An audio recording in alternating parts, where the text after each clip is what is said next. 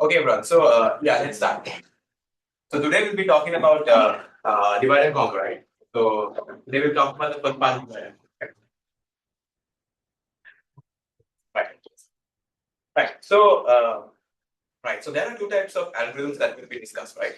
So of course, now I mean you know about this from 24 years, right? So the first one is iterative algorithms, right? Okay, so iterative algorithms are algorithms that use iterations slash loops, right? The next one is recursive algorithms, so the ones that use recursion, right? Or wishful thinking. Okay. Right. So now, because iterative algorithms use loops, right? To prove the correctness of iterative algorithms, we use loop invariant, right? And to prove the correctness of a loop invariant, we use induction on the loop index. So yeah, so for iterative algorithms, we use because they use loops, we use a loop invariant to prove the correctness, and to prove the correctness of the invariant, we use induction, specifically weak induction. Most importantly, we use induction on loop index. Okay. Right. So there's some parallels between the mathematical form of induction and the kind of induction that we use in the class. Okay, that's some parallels with terminology. So for normal mathematical induction, the base case is known as the initialization step in the algorithmic world. Okay, and then the inductive step in the mathematical term, in the sense, is known as the maintenance step in the algorithmic world. Okay, and most crucially, there is one step in the algorithmic world that's not there in the mathematical world. That's the termination step. Because usually for mathematical induction, we usually prove this for all integers, stuff like that. So all integers means there's no point. I mean, it's not finite, right? So uncountably infinite, right? So here, because we are talking about algorithms, we have to talk about termination. That's why this is important. Yeah, so this is actually very important, and students tend to forget this. That is very crucial. Okay, right. So to prove the correctness of recursive algorithms, we also use induction, right? But the key difference is that for proving the correctness of recursive algorithms, we use induction on the size of the input. So for iterative algorithms, we use induction on the loop index. But here we use induction on the size of the input, right? And here we use strong induction usually. Okay. Okay. Right. So let's go to the first question, right?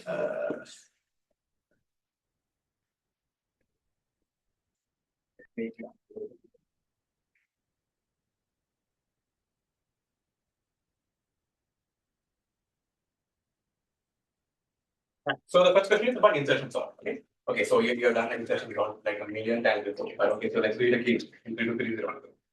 Okay. So you all know about insertion sort, right? So so this is how you sort an array. Right. So this is the code, right? So for I equals 1. So this is 0 index, right? So for I equals 1 to n minus 1. For each I index I, you pick out that element from the array. And then you look at the first the elements that come before. So for j equals I minus 1 down to 0, if aj is greater than x, you move the element to the front. And then, okay, you go, you go back one step again, and if that element is greater than x, you move that element front, and you keep on going backwards until you find a place to put that element in. So that's basically insertion sort. So you have done this a million times, right?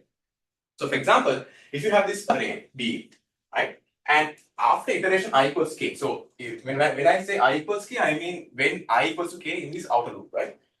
So if this is your original array, and then after iteration I equals k, then what happens is that you would have B0 to Bk sorted. That's how you, okay, so after iteration I equals k, the first k plus element, k plus 1 elements are sorted.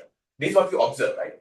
And Bk plus 1 to Bn minus 1 is unchanged. So this is what we observe, right? So one thing to note is that we don't get a new array, right? So this is basically the array as B, but just to make it more clear to you, we have actually used this array A, but this doesn't exist, right? So this is just to illustrate only. Okay, so after iteration I equals k, B0 to Bk are sorted into A0 to A3, right?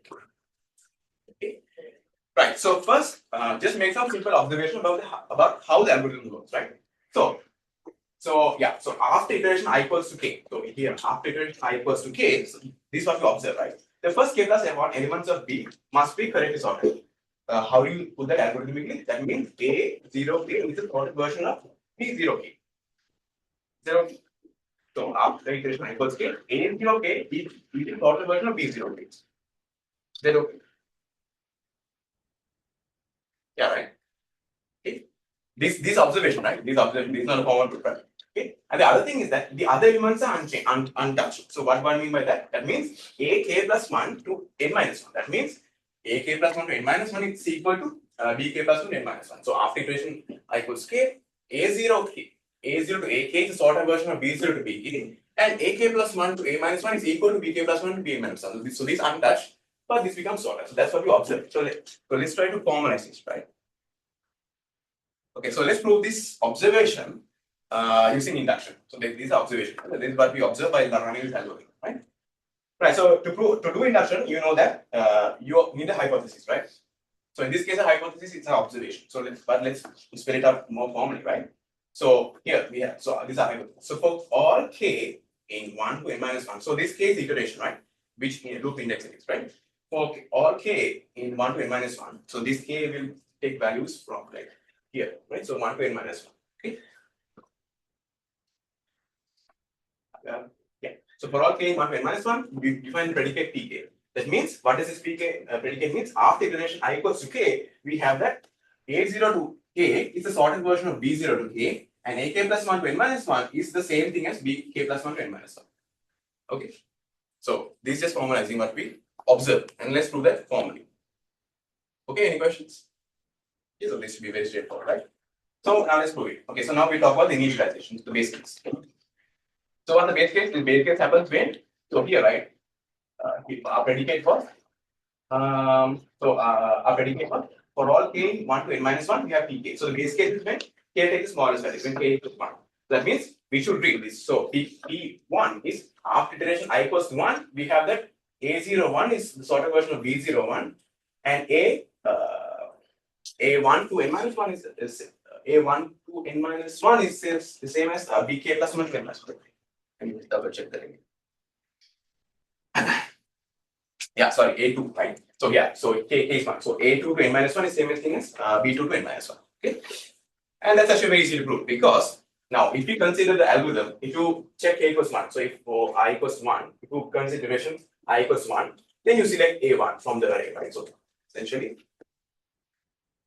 I mean, you choose the, I mean, you have this element B, I mean, B1 or A1 in this case, that doesn't matter, right? So if suppose j equals I minus 1 down to 0, that means you only have two elements, right? So that means what it does is it compares the current element to the previous element. It has case, they swap it. If not, you leave it as it is. So that's the simple explanation for that, right? So for I equals 1 is very easy. So here, right? So if k equals 1, then according to the algorithm, if B0 is strictly greater than B1, right, then it swaps them. Right? So if B0 is greater than B1, then A0 equals B1 and A1 equals B0. And if B0 is at most B1, then no swap. Then that means A0 is B0 and A1 is B1. Okay. So then you realize that in any case, right, whatever case that happens here, right, A01 is sorted version of B01 and A2 to n minus 1 is sorted, is the same thing as B2 to n minus 1. So A01 will be sorted the version of B01 and A2 to n minus 1 is equal to B2 to n minus 1. So this is essentially the base case when you substitute k equals 1. So after iteration I equals 1, this is what you get. So this is what you do. Okay. Right. It's over here. So next, of course, now we're going to prove this inductive step, right? So this is known as the maintenance step, right? Okay. So the inductive step. So this is, I mean, in 123 is pk implies pk plus 1. Here let's just choose pl. So pl implies pl n plus 1. Okay, so let's suppose that PL is true. So what does it mean that PL is true? That means we have to substitute L here, right? So after iteration I equals to L. So after iteration I equals to L, we have that A0 to L is equal to sorted version of B0 to L. And A plus 1 to n minus 1 is equal to this B L plus 1 to n minus 1. So these are inductive hypotheses. So we suppose that PL is true. When PL is true, that means after iteration I equals L, this happens, right? Okay, so this is substituting the index into the inductive hypothesis. Okay, yeah. Now, so let's consider the array just before iteration I equals n plus 1 happens. So we have to prove that p n plus 1 is true. That means after iteration I equals n plus 1, we have then what? A0 to n plus 1 equals sorted version of B0 to n plus 1, and second one is A n plus 2 to n minus 1 is B n plus 2 to n minus 1. So we have to prove that, right? Okay. So if we consider the iteration just iteration I equals n plus 1 before it starts, right? That means after I equals to n has finished. This is how it looks like. So A0 to L is sorted, right? And these are current element, right? So these are current element that we're dealing with, and these are rest of the array that has been unchanged. Okay. Now, so we are going to consider iteration I equals to L plus 1, and we are going to prove that after iteration I equals L plus 1, A0 to L plus 1, everything is sorted, and these things will be unchanged. That's what we're going to prove. Okay. Right. So now recall the algorithm again, right? So in this case, now we are at iteration I equals L plus 1. So I is equal to L plus 1, right? Okay. So now, yeah, so we have selected x equals A plus 1, and now we're going to go through this loop, right? This inner loop, right? Okay. So now in the question, right, we are assured that the inner loop functions correctly, right? So that is, what does it mean that the inner loop functions correctly? That means assuming that this is some general case, right? So assuming that A0 I minus 1 is sorted, it places AI in the correct position, causing A0 I to be sorted. Okay. So now, since I, in this case, since I is L plus 1, then you substitute L plus 1 into this this statement, right? Then what do you get? So if I equals L plus 1, then it places A L plus 1 in the correct position, causing A0 L plus 1 to be sorted. Okay, so if you substitute I equals to L plus 1, you get that it places A L plus 1 in the correct position, causing A0 L plus 1 to be sorted. Okay. And I mean, we're done, right? So after iteration n plus 1, we have this, right? So A0 to A plus 1 is sorted, and then A plus 2 to A minus 1 is unchanged. So this implies PA. So we have proved that PL is implying PL plus 1. Okay. So assuming that PL was true, that means assuming that A0 to A plus 1 is sorted and A plus 1 to A minus 1 is unchanged. After the iteration I equals L plus 1, we have also proved that A0 to A plus 1 is sorted. Okay, so we have proved the inductive step, the maintenance step. Okay, right. So now, yeah, Drew.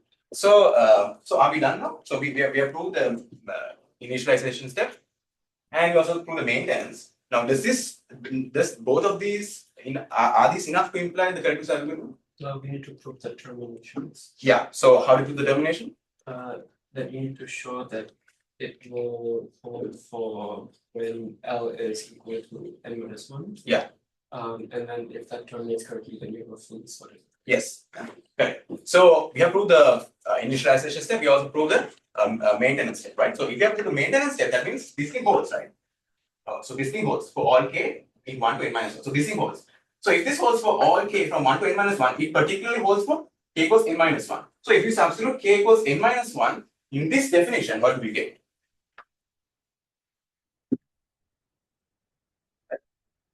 So here, right? If we substitute, so this also, this statement now we have proved for all k is from 1 to n minus 1. It in particular, it also holds for iteration I equals n plus 1 for this k, right? So if we substitute I equals n minus 1 in your predicate, what do you get? So p n minus 1 is after iteration I equals n minus 1, we have that a0 n minus 1 is sorted version of b0 n minus 1, and a n to n minus 1 is a. So this is by convention, a into n minus 1 is b is equal to b into n minus 1. This thing is, you forget, because this just says is the MDA, right? But the most crucial thing is here, right? So A0 n minus 1 is sorted version of B0 n minus 1. Okay? Yeah. So did you all understand that? Essentially very easy, right? You just need to know what to do. So we prove the initialization step, we prove the maintenance step, and then since the predicate is true for all loop indices, we in particular consider the loop index n minus 1 after iteration I equals n minus 1, and if you substitute, I mean k equals n minus 1 here, then you get this thing is true. And then because this thing is true, you were looking for this thing that a0 n minus 1 is sorted out to b0 n minus 1, and you're done. Okay. Any questions? Yeah, so this should be very easy, right? Okay, so now let's go to something more, a little bit more interesting, right? So Stewart sort. So these kinds of things you never do in practice. So here you let n be the length of the array, and if it's just two elements, you swap them accordingly, right? So if the first element is greater than the second one, I mean a0 is greater than a1, you swap them. If not, you leave them as it is for n equals 2 case. If not, if n is greater than 2, then you apply this recursive algorithm. And so here, this is how it looks like, right? So let's say this is your array, right? So if n is greater than 2, that means it's a non-trivial case, right? You first apply to sort the first 2n by 3 elements of the array, right?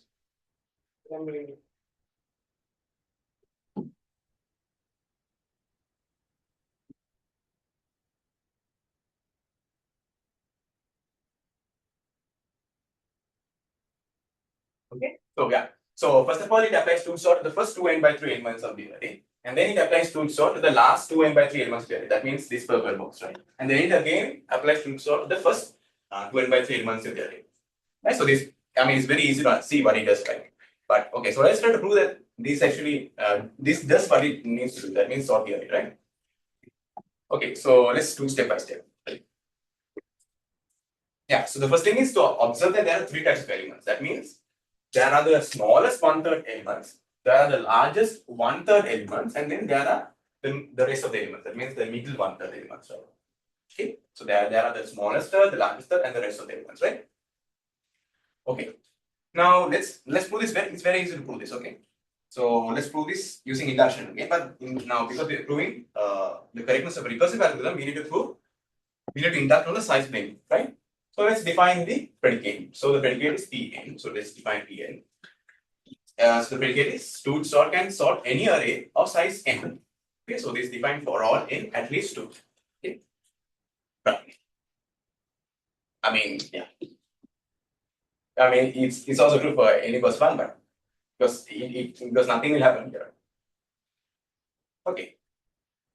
Yeah. So now let's prove the base case, right? So yeah. So what's the base case? Now let's answer one. This is very easy, right? So base case is you need to prove that for P2 sort can sort an array of size 2. Shen Hong. Okay. Valentine. Yeah. Can you prove for P2? There's only 2 elements, so it's only sorted when we don't do anything. Although it's not sorted, then one of them is the first is strictly greater than the other. Yes. And still sort the base case of any of those two sort those 2 elements, we get sorted. Yes, correct. Okay, right. Yeah, so if n equals 2, I mean just consider what happens when n equals 2, right? So if a0 is at most a1, the algorithm leaves them as is, right? So if a0 is at most a1, so if n equals 2 and a0 is at most a1, then algorithm leaves them as is. But if a0 is strictly greater than a1, this the algorithm swaps them. So of course it will sort an array of size 2. So it correctly sorts an array of size 2. So the base case is correct. Okay. So now let's prove the inductive step at the main level. Okay. So here, yeah, because of terminology between the mathematical and algorithmic work, usually for recursion we use the mathematical terminology, but for proving loop invariance we use the algorithmic terms, right? Okay, that's just the notation. Okay. So let's consider inductive step, right? Okay. So how do you prove this? Suppose, so we are going to use strong induction, right? Therefore, we need to suppose that Pk holds true for all k strictly less than n. Okay, so n is the size of the array that we are trying to solve, and we assume that Pk is true for all k strictly less than n. Okay, right, good. So now that means, so what do I mean by this? So if so here Pk means a sort can sort any array of size k when k is strictly less than n. So these are inductive hypotheses, right? Okay. Now, so what's our goal? Our goal is to show that sort can sort an array of size n because we want to prove that Pn is true, assuming that Pk is true for all k strictly less than n. Okay. Right. Okay. Now, so here's the algorithm again once more, right? So you can prove this correctness within 3 steps very easily. Okay. Right. So the first thing is to observe that after so here, right, after step number 5, right? After step number 5, the largest n/3 elements of the array cannot be in the first n/3 elements of n/3 positions of the array. Okay, so let me say that again. So after step number 5, right, the largest n/3 elements, right? So initially this is a jumbled array, right? So we don't know where the elements are. But after step number 5, I claim that the largest n/3 elements of the array cannot be in the first n/3 positions of the array. Okay, so that's what I claim. So I claim that after step number 5, the largest n/3 elements of the array cannot be in the first n/3 position of the array. Okay, so let's see what, right?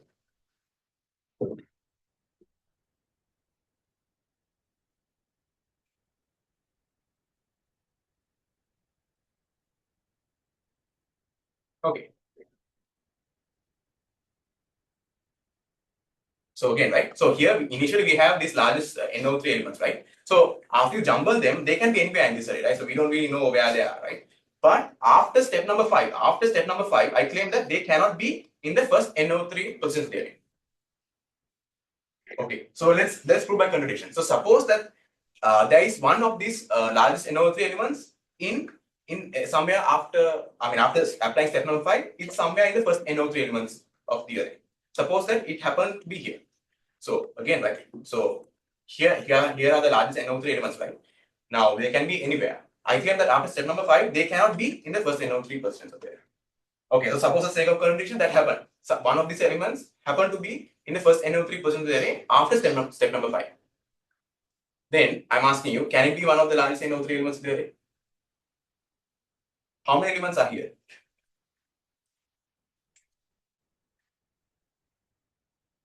A third. A third. So if after sorting the array, one of these supposedly largest NO3 elements happen to be in the first NO3 position of the array, can it be one of the largest NO3 elements?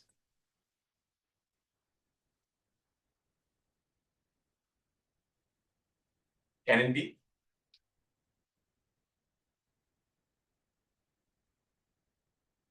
Easy question. Ubera. Who's Ubera? Ubera? Yeah. No. Okay, yeah. So now why? How many elements are here? NO3. Yeah. And if this element happens to be to the left, happens to be in the first NO3 positions, and there are NO3 elements, that are strictly greater than this element, then can this be one of the largest NO3 elements? No. Right, so it cannot. Right, so none of these largest NO3 elements can never be in the first NO3 positions of the array after you sort. Therefore, the largest NO3 elements, after you sort them, has to be in this region of the array, right? They cannot be here. Okay. Okay. It's very easy, right? Okay. Okay. So agree that, right? So after step number 5, the largest NO3 elements can never be here. So it has to be in one of these positions of the array. So from here onwards, right? Okay. Next claim is that after step number 6, the largest NO3 elements must be correctly sorted in the last NO3 positions of the array.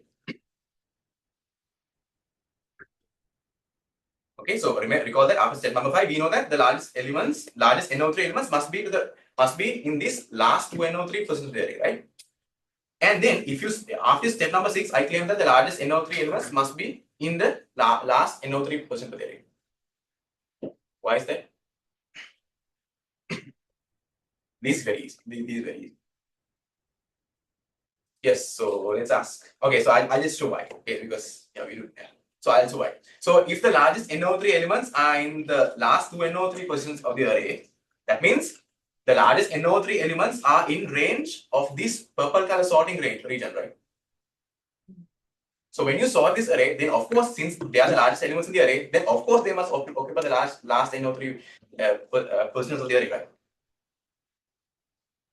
Right? Okay, as you see, it's very easy, right? Okay, so yeah, so again, right? Because the largest NO3 elements must be in the last 2 NO3 positions of the array, and you sort this part, right? Then of course the largest NO3 elements must come to the last NO3 positions of the array. Okay? Is that clear? As a corollary to that fact that the largest NO3 elements must be in this last NO3 positions of the array, as a corollary to that, then that means the rest of the elements must be in the first 2 NO3 positions of the array, right? Is that clear? Then after step number 7, you solve this, right? You done. Then you solve the entire. Is that okay? Big thing, right? So is that okay? Yeah. So it should be very straightforward, right? So it's very easy to prove, but yeah. Yeah, okay, so this is very easy to prove, but there's one subtlety that I want to get to, right? Okay, there's one subtlety I want to get to, right? Okay, so so I hope you understand how tool sort works, right? Okay. Any questions? Any questions? Okay, right, good. So I'll get to one subtlety. Right, so these are proof. Proof. Okay, I explain everything using words, right? But this what you need to prove. So these 3 lemmas you prove, and so the lemma 1 is after step number 5, none of the largest NO3 elements can be in the first NO3 positions. Lemma 2 is that after step number 6, the largest NO3 elements are correctly sorted in the last NO3 positions. A corollary to this lemma is that after this happens, right? After the largest NO3 elements are in the last NO3 positions, that means the rest of the elements are in the first two NO3 positions of the array. And then because after lemma, after step number 7, by lemma 3, that means the array is obviously correctly sorted because stool sort will sort the first two NO3 elements of the array, and that's basically sorting the entire array. Because the last NO3 elements are the largest NO3 elements, and then you sorted the rest of the array because you sorted you applied stool sort the first two NO3 elements. Okay, so that's one subtlety. Okay. Yeah, so my question is ceiling 2NO3 the smallest you can go? So here, this fraction is ceiling 2NO3, assuming that n is not divisible by 3. Okay, so after you understand this, you can see how stool sort really works, right? Then only will you have a really deep understanding. So my question is ceiling 2NO3 the smallest you can go? Yeah, Drew.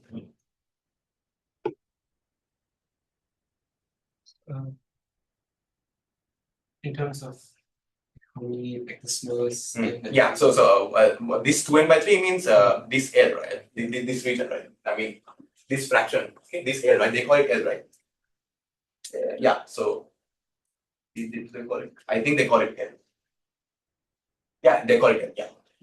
Or they call it X. Okay, fine. Let's just call it X, right? So this fraction X, right? So we consider here we consider 2n by 3. Okay, so assuming n is divisible by 3. Okay, suppose n is not divisible by 3, so we take the ceiling. So is that fraction the smallest we can go? So can we make it like a little bit smaller than that? And yeah, you can continue to make it smaller and then you like approximate it to a single element.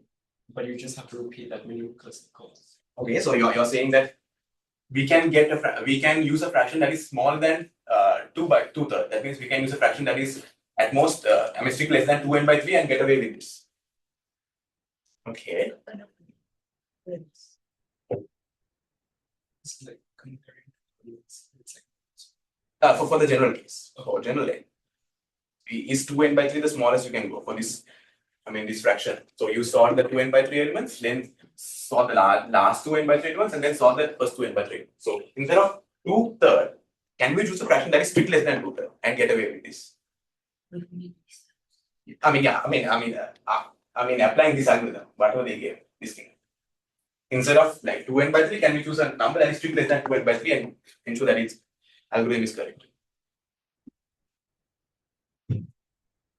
Okay, so anyone can answer. I give them participation point 4. For whatever week you are supposed to present, but I give you participation.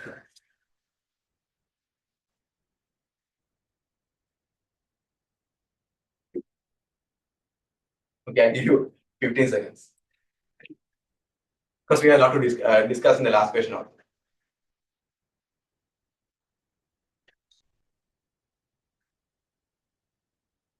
We give you another 10 seconds. It's using the fulfilling within the same number of steps. Sorry? Same 3 steps. Yeah, in the exact same algorithm. Except 2NO3, we choose a number that is strictly less than 2NO3. I think no. Okay, yes. Can you answer? Intersection has, because your intersection has to, in the worst case, your intersection has to transfer everything. Like if all your last elements are in like the first like part, the intersection has to be able to transfer everything in that many steps. So if it's less than a third, you will not have enough space. Yes, correct. Okay, so I'll give you answer. So let me copy. Okay. Right, so that's correct. So that's correct. Okay, so it's very easy to understand why. So if you let the fraction that you consider be x, right? So this your x, so previous x was 2/3, right? And you let the length of the array be L, right? So here, right? So here's your array, right? So this is the length of the array, it's L, and then your fraction is x, right? So this is the x that we are investigating. So we are trying to prove that ceiling 2NO3 is the smallest you can go. So here this x and here this x. So what is the worst case? Now the worst case is this, right? So suppose that suppose this array was sorted, so you have your largest n by 3 elements of the array, right? Now suppose this array was jumbled. Okay, suppose in the worst case, what can happen is that these NO3 elements, whatever these elements that are over here, right? Okay, in the worst case, those elements are in the first part of the array. Okay, in the worst case, all of these elements are in the first part of the array. So according to stool sort, for Stroop sort to work properly, after step number 5, what happens is that all of these elements need to get pushed over to the right side there. So in the worst case, what would happen is that all of these elements are in this first part here. So after Stroop sorts, the first part of Stroop sort happens, we need to ensure that these elements must be guaranteed to lie in the last x many percent there. Okay. In other words, in the worst case, every element is in the first part theory. So therefore, if you want to prove correctness of Stroop sort, then after the first sort, we need to ensure that these must get shuffled to that side. So therefore, this region in the middle must be at least as big as the number of elements that are on the right side to accommodate that many elements coming from the left hand side. Okay. Okay, so let's do this more formally. So suppose that this x, right? So that therefore that there are L minus x elements here, and then there are two x minus 1 L slots here that you can play with. Okay, so how do you get 2x minus L? It's very easy, right? So here we have x, right? This is x, and then this is L minus x, then x minus L minus x, right? Okay, so in the worst case, the largest L minus x elements are all on the left. Okay, in the worst case, these largest L minus x elements are on the left. Okay, so that's the absolute worst case that happen. So to bring them to the right hand side, the middle must be large enough, right? If the middle is not large enough, after step number 5, you cannot guarantee that the elements, all the largest L minus x elements will lie on the on this part there, right? Right. So the worst case when the largest L minus x elements are on the left, on this side, right? So to bring them to the right side, the middle must be large enough, right?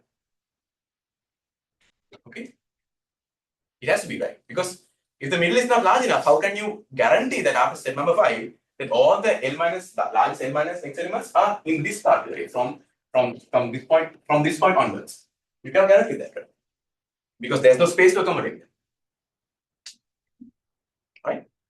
And then of course we just prove it. So then we need to have that 2x minus L must be at least L minus x. So here 2x minus L must be at least L minus x, so that you can guarantee that if any of those largest L minus x elements are here, after sorting, this space can accommodate everything. So we need to have 2x minus L must be at least L minus x. So that means 3x is at least 2L, then of course x is at least 12L. So I mean ceiling appears if L is not divisible by 3. Okay. Yeah, that's the smallest you can actually go. 2/3 of the array is the smallest you can go. If you go a stick less than that, then you cannot guarantee that this middle part will be able to accommodate the largest NO3 elements in the case largest L minus x elements in case if they lie on the first L minus x position of the array. Any questions? Right, so should be fairly straightforward, right? You just need to reason about it. Okay, so if you really understand the algorithm, then this must be really straightforward, right? So because I mean after step number 5, you see that it must be the case that the largest L minus x elements must be in the range of this last. This L portion there, x portion there, because x is a fraction, right? If it's not in the range of this sort, then you can never guarantee that those elements will be pushed to the last position there. That's why you need to ensure that this middle fraction is at least L minus x. So that means 2x minus L is at least L minus x. Therefore, therefore x is at least 12 by 2. So I hope you understand. Okay, so these are in tutorial. I just put it for your own benefit, right? Okay, so third one is peak finding. Okay, so what is a peak? So peak is an element that is at least as big as its cardinal neighbors. So what are its cardinal neighbors? So cardinal neighbors are the cardinal directions, right? So north, east, west, and south. Okay, so an element that is at least as big as its cardinal neighbors, right? Okay. Yeah. So next question: does every 2D array have a peak? Wait, Valentine is here. Okay, Valentine is supposed to present today, is it? Yeah. Did I ask the question before that? You asked me about Stroop sort. Oh yeah, I did. Yes, you see. No, I give you both participation.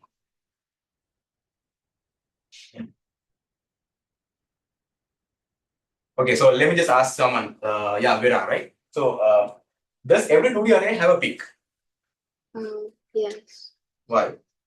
because a 2D array must contain at least one maximal element, and Yeah. and Tell that again. sorry, a 2D array must contain at least one maximal element, and then the maximal element is no smaller than the four neighbors beside it.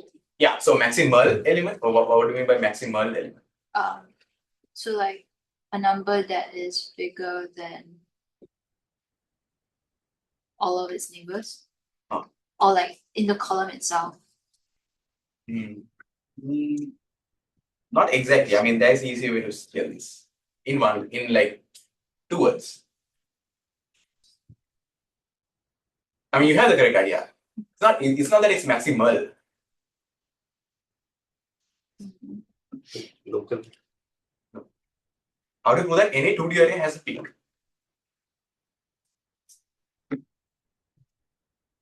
Maximum? Yeah, the maximum. Okay, so you consider the maximum element of the array. Then surely, since it's a maximum, then it's at least as big as every element in the array. Therefore, it's also at least as big as its cardinal neighbors, right? Okay, so yeah, it's two words. Maximum element. That's all. Yeah. Okay, that's all. So now let's consider this algorithm, right?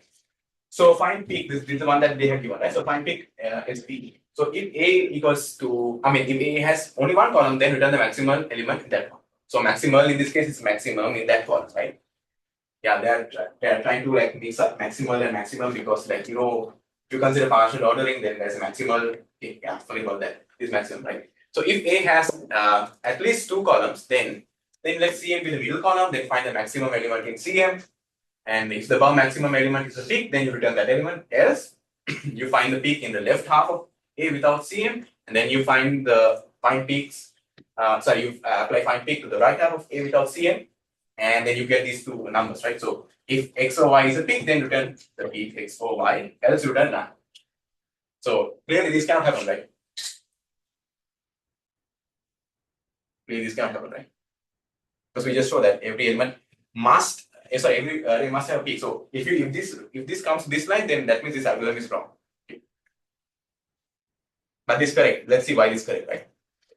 Okay. So here I have drawn a small diagram, right? So we have n rows and n columns, right? So first of all, we observe. I mean, look at middle column. Then we select the maximum element. So in this case, it's maximum element is 3. Okay, and then we ask, is 3 a peak?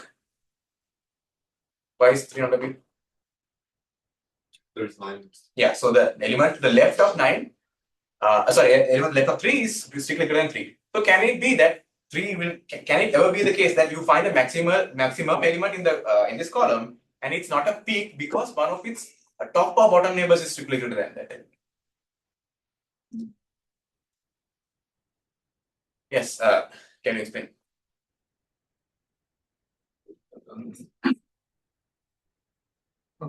If within a column itself, whatever you find is already a peak. Yes, yeah. So of course, we said that from this column we choose a maximum element. So clearly, since the maximum element is at least as big as its top and bottom neighbors, right? So it only can fail to be a peak because one of its left or right neighbors are greater than it. Cannot be because one of its neighbors above or below is greater than it. That cannot happen, right? It can only fail to be a peak because one of its left or right neighbors is strictly greater than that. Okay. So it's very easy. So let's talk about the correctness in a bit, but first the time complexity. Okay, so let Tn, I say it's Tmn or yeah. So let Tmn denote the time taken or the work done to find the peak in an array of size m by n. So m columns and n rows, right? So let Tmn be the time taken to find a peak in an array of size of m columns and n rows. Okay, so Tmn. So what's the recurrence? So here what we do is this, right? So Tmn is work done to find the array peak in an array of size m columns by n rows. First of all, we need to observe the middle element, and then we observe every element in the middle column. So that means that will take theta n, right? So that was n rows. Okay? And then if we don't find a peak, I mean if you find that maximum element and it's not a peak, then we have to find the left and right. So that means here you have roughly m by 2 columns and n rows, so Tm by 2 n, and also on the right side, so that means 2 Tm by 2 n. Okay. Okay. So fairly straightforward, right? Yeah. So like last week, you see that n doesn't change, right? So since n doesn't change, we can just factor it out. Okay.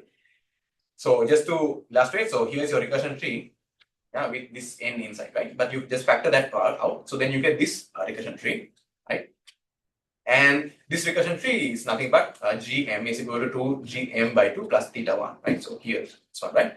And then if you solve this, you get theta m. Okay, so this is very easy. Just use mass theorem, right? So if you solve this, solve for this recurrence, you get theta m, right? So here this gm is theta m, right? So this is theta m, and then you multiply theta n, so you get theta mn. Okay. Right. So why will this algorithm never fail? So quickly. So why will this algorithm never fail?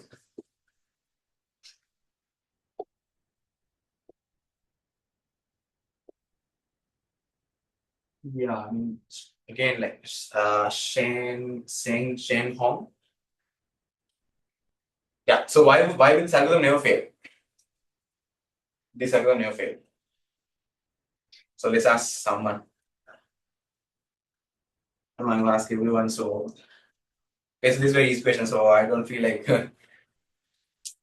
Okay, so it's very easy. So right. So what's the time complexity of this algorithm? We just proved, right? That is theta mn, right? Right? How many elements are there in this array? Okay, so can this algorithm fail? Why? Yeah, so in the worst case, it go through every single element, right? So we prove that the maximum element must be a peak. So therefore, we would have also examined the maximum element. Therefore, can this algorithm fail? Can this fail? Okay. Right. So let's try to improve this, right? Because there's some stupidity that we're doing here, right? Okay. So first of all, we asked. So we examine the middle column, and then we ask, why was the maximum element not a peak? Because one of its left or right neighbors was strictly greater than, right? Greater than 3, right? Now consider the maximum element in this column, right? Consider maximum element in this column, and then you see that 9 was greater than 3, right? So 9 was greater than 3. So here we have 9. Okay, so 9 was greater than 3. Okay. Okay, so now what I'll do is, now you consider this part of the array. This part of the array, right? Okay, so now you consider that part of the array, right? And okay, so now consider this part of the array, right? And now I'll ask you. I ask you to consider the maximum element in this part of the array. Okay, so now you cannot see the right side, right? So we are only focusing on the left side. So now you cannot see what's going on the right side. So let me erase this one also. So why? Okay, fine, yeah, it's okay.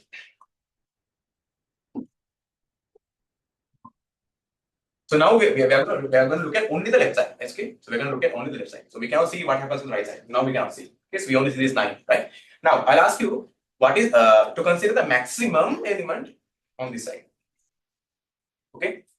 Now there are two cases for this, right? So so keep this in mind. So I asked you to consider the maximum element on that side. Now keep that in mind. So my question to you is that will that maximum element on the left side will always be a peak with respect to the entire array? Okay, so I ask you, will this maximum element on this left side be a peak with respect to the entire array? That means even after I remove, why is the 9 coming around?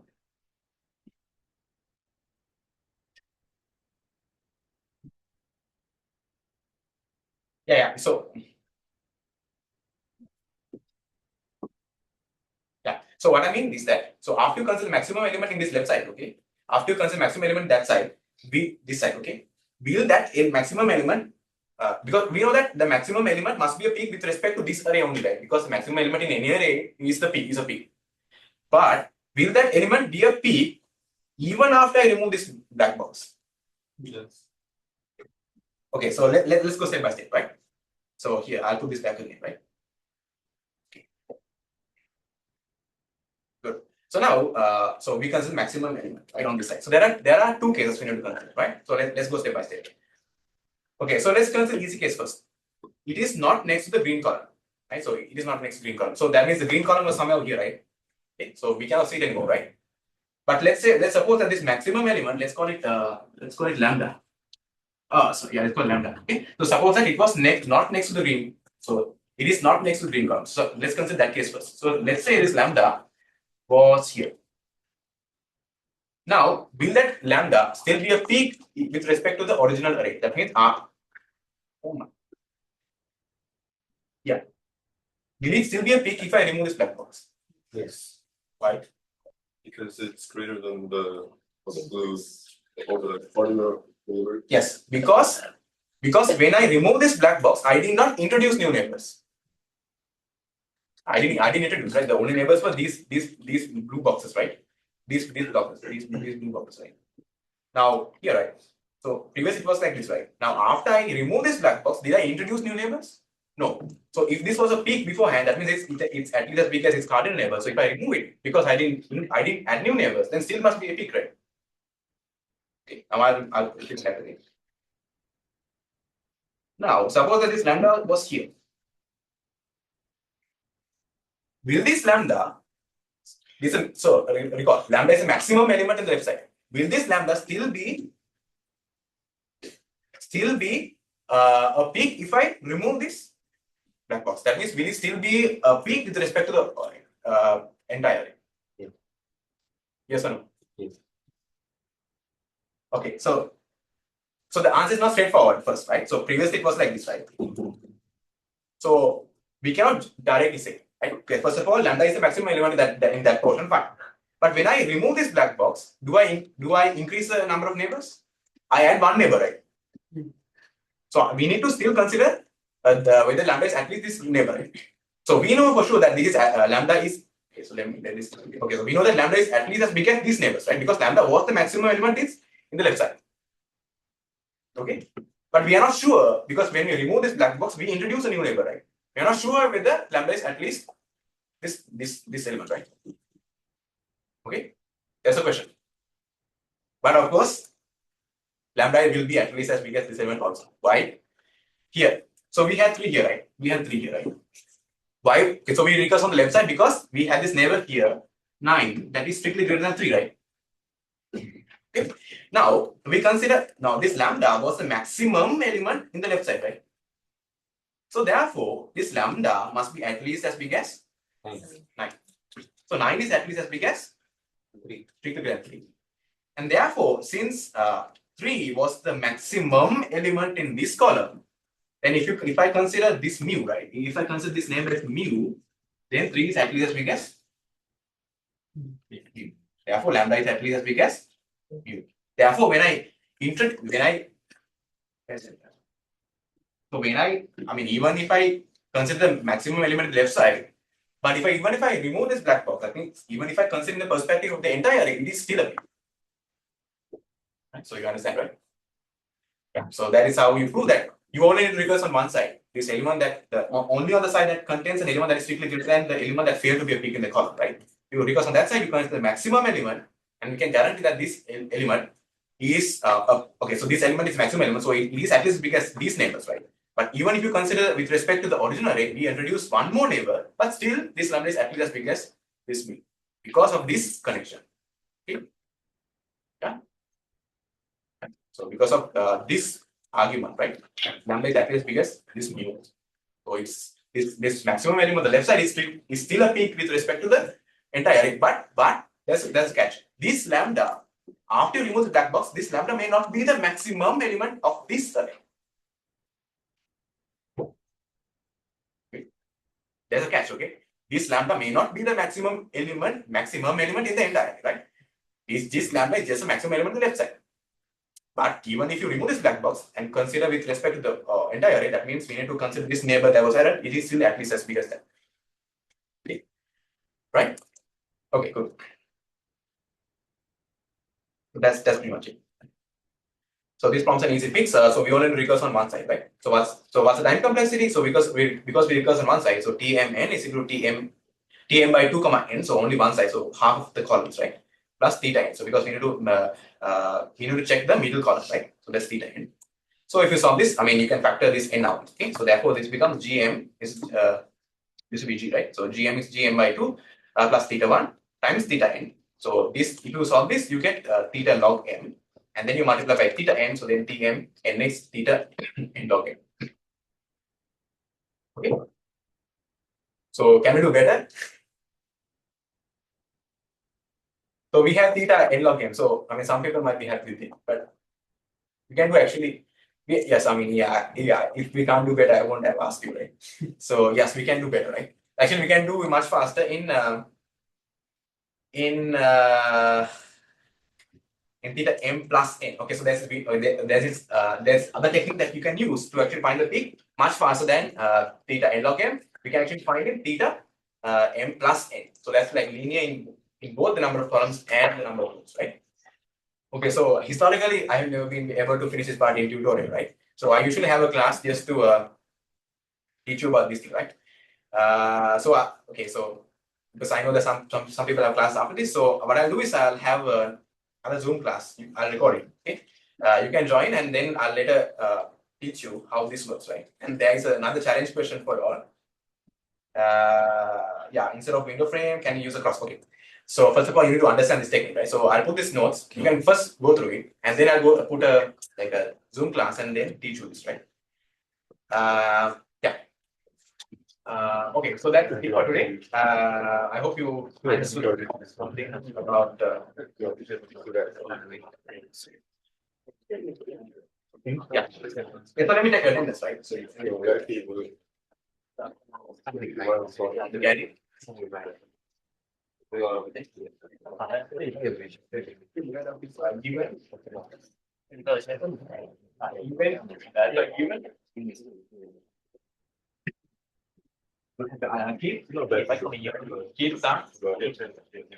that. Hang each room. Team hand. Blender.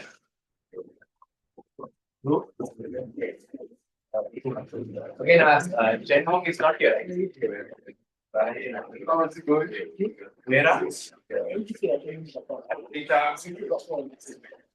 Tao. Dania.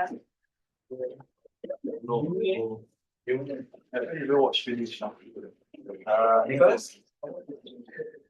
Christoph. Then Ryan. Thank you.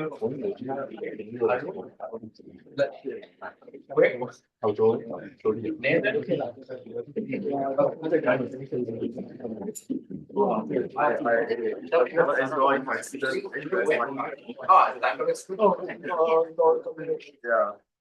This is like US. Washington, D.C.